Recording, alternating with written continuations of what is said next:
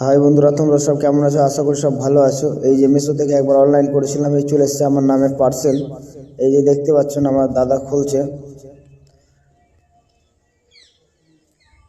বুঝতে পেরেছেন। অনেক সব সিল করা আছে, তার ভিতরেও সিল করা আছে আশা করি, মনে হয়। যাই হোক,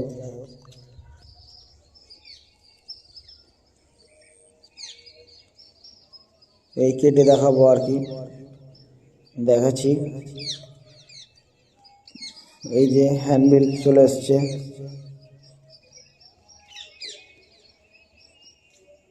এই যে বুঝতে পারছেন।